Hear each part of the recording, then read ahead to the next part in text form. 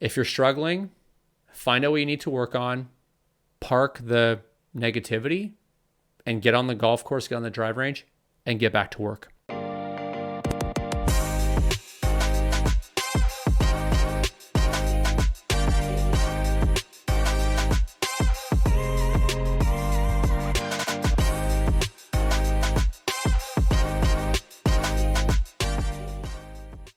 Hey there.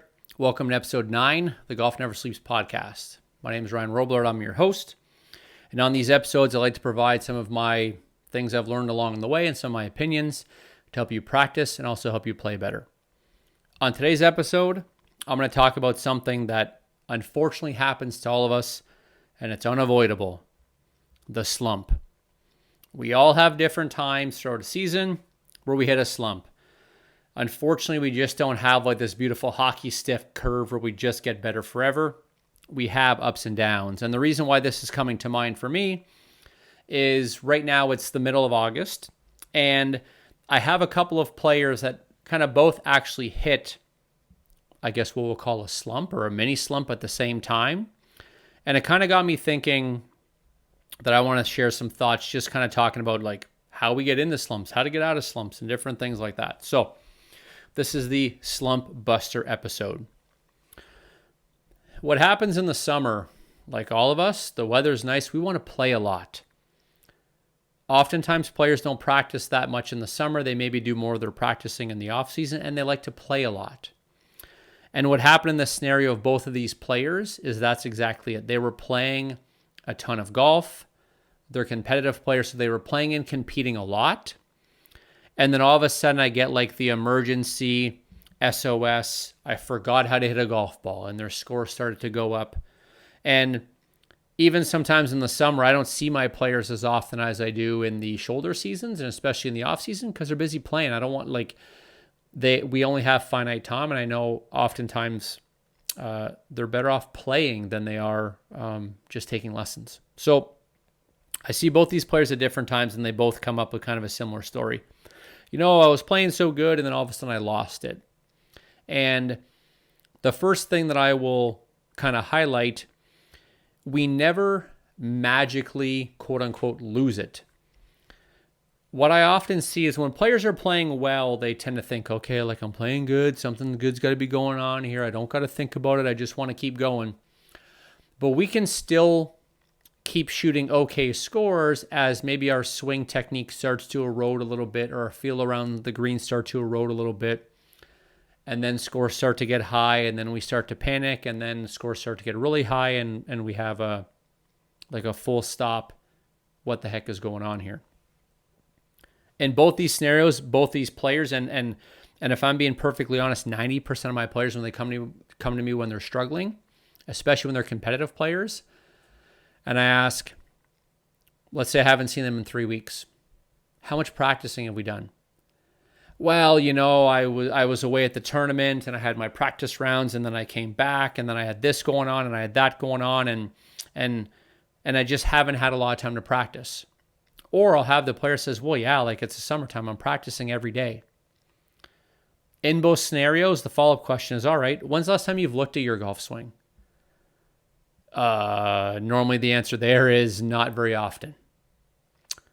What about the drills we've talked about? Yeah, I haven't been doing those either. And we have this cycle, which we're all notorious for doing, is we stop doing the things we're supposed to do. When players get in slumps, especially ones I've worked with for a while, it's very rarely that they're doing the things they're supposed to do, which is setting up the workstations on the practice or on the range and doing the drills they're supposed to do. Very rarely are they taking videos to look at what they're supposed to look at or take videos to send to me. And very rarely are they going back and looking at the things we've talked about in the past that have solved some of the issues we may have. In both these players' situations, and again, for many of them, the issues that they had were both issues that we had talked about. And what I want to bring to light is, like, I believe all of us have a swing DNA. And unless you're Tiger Woods, your swing DNA maybe doesn't produce the ball flight that you want all the time. So we work on drills and we take lessons and we use our alignment rods for alignment and we do different things to try to improve our golf swing. But if we don't constantly monitor it, we will always regress back to our old habits. And I tell this story a lot. One of my best players that I've worked with for 5 or 6 years, I have given this player the same lesson like 20 times. Because we think we have it, and then we just run with it, and then we don't go back and check, and we lose it. And then once coach gets on, it's like, man, there we are doing that thing again. Oh, I thought I had it. Hey, I just have a quick favor to ask, and then we'll get you back to the episode. Wherever you're watching or listening to this right now, can you please make sure that you're following me or subscribing to make sure that you get the most recent episodes when they come out? If you can leave me a review as well, I would really appreciate it. The support that you give me in terms of following me or leaving me a review helps this podcast grow and also keeps me motivated to put out more content. So thanks again for listening. Let's get you back to the episode. So the pitfalls that you need to avoid is when you're playing well, don't stop doing the things that got you hitting it good. The drills, the feels, sending video, paying attention. We very rarely start playing good by accident, but we all have this feel that once we start playing good that, I don't want to check though because I'm playing good. I don't want to mess it up. We don't play good forever, so we might as well get ahead of it. And something that I've been starting to say a lot more, especially when it comes to your golf game, it never stays the same.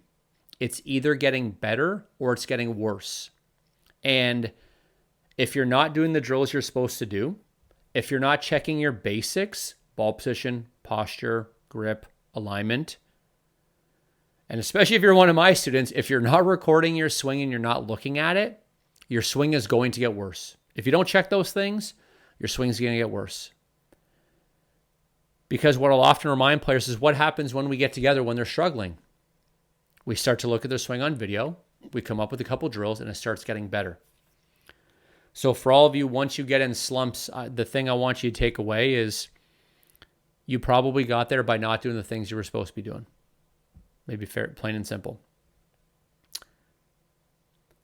The next thing I want to, so that first one was kind of like we have that swing DNA, we fall back into our old habits, and we've just got to make sure we do a good job trying to get ahead of it. Second one is avoiding rabbit holes. A lot of players, when they struggle, when I ask them what they're thinking about or what they think has been going wrong, they give me answers that like I've never heard about or that we've never discussed in lessons. I think oftentimes we always have this belief that it always has to be something new. We're always searching for something new, or we're trying to do something specific that Jordan Spieth does, or that my dad said I should do, or something I saw online. And I post a ton of content online as well, so I understand how we can fall in those traps.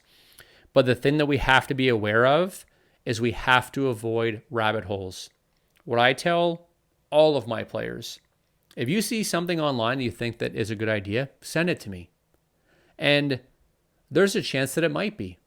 I had a player 2 days ago say, hey, Ryan, what do you think around this video around hip rotation? And this player sent me a YouTube video, and I was like, that's actually a really good video for you. I'm like, I think that's a great one. And I kind of put my spin on it and made sure we were on the right track, and he was good to go. I've also had other players saying, hey, I've been kind of seeing what this person's been posting. What do you think about this? And when they send it to me, I can say as an example, this player's talking about releasing with the hands, and we've been working on your backswing. Yes, we need to release the hands, but we've got to get your backswing organized first. And we can have that communication back and forth. If you don't have a golf coach, my recommendation would be you've got to start with basics first before you start going to that next level. But if you do have a golf coach, don't or try to avoid going down rabbit holes. If you see things that look cool, get your coach's thoughts on it. They may be good, but they may also hurt as well. Once we do that, there is no substitute for work. Every sport, every walk of life, everything we do, we have good stretches, we have bad stretches. How do we get out of them? You got to put the time in. One of my players that I'm talking about here who was going through a slump, and he was kind of really bumming, and he kind of does the classic thing, like, I suck, I don't hit good shots, and kind of gives me that very, very, very negative stuff and fairly dramatic. The question I asked him is, do you go to school? Yep. You ever have a bad day at school? He goes, yeah. I'm like, oh, well, come on. How could you have a bad day at school? It's just going to school. And then I asked him, you have a job? Yep. You ever have a bad day at work? Oh, yeah. I'm like, well, come on. It's just work. The point that I was trying to make, I think oftentimes we look at golf or we look at sports as things we have to do good every single day. And if we don't, we're a failure. But if you have one bad day at work, you don't get fired. If you broke the law, you might get fired. But if you have a bad day at work, you don't get fired. If you have one disagreement with your spouse, they're not kicking you out of the house. Again, unless you broke a law. We can have off days and that's okay. And I think sometimes when we talk about slumps, these slumps get deeper because of the way we talk to ourselves. If you're struggling, find out what you need to work on, park the negativity, and get on the golf course, get on the drive range, and get back to work. What happens after that? Player gets some good information. Player starts to get their game back on track. They start playing well again. Hey, everything's great. I'm playing good. I'm making some birdies again. I've got low scores. Like, oh, what slump? Forget the slump. I totally forgot about it. It's great that we always get out of the slump. Sometimes it takes longer than we want, but we always get out of the slump. The last thing we have to do, though, is once you get out of that slump and you start playing good, if you're not careful, you're just going to end up back in a slump. And we are oftentimes very analytical and critical when we play poorly. I'm doing this wrong, I'm doing this wrong, I'm doing this wrong. Let's make a change and flip that on its head. When you're playing well, when you come out of this slump, you better be an expert at knowing why. When you're hitting it your best, that's when I want you taking videos to favor on your phone. When you're shooting low scores and making good decisions, that's when I want you to make sure that you're making notes on your thought process, your routine, the different things that you do. Don't just focus on the things you do poorly when you're in a slump or when you are struggling. When you get out of it, make sure you get on the other side and start to create some dialogue around, this is what I do when I'm playing well. Because if we go back a few notches, the next time you want to dive down rabbit holes, you won't have to. You'll be able to go back and look on the notes and the swings that you have of when you're playing good. And that is an incredibly good place to start when you're struggling. So I'll leave you with this. All of our swings are very different. No two players swing the same. We all have swing DNA, which has some undesirable habits. But especially if you're taking lessons, you should have the tools built around how to get out of those bad habits. You can't stop doing them. If you stop doing them, if you stop paying attention, you're starting to go down the slope heading towards a slump. Once you get in the slump, and unfortunately when it happens, find out what the problem is, get to work, and get out of the slump. When you're playing good, pay attention. Why am I playing good? Let's get some swings on video.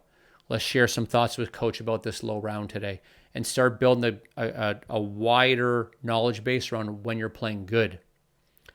And that will help you stay out of slumps and play better golf for longer.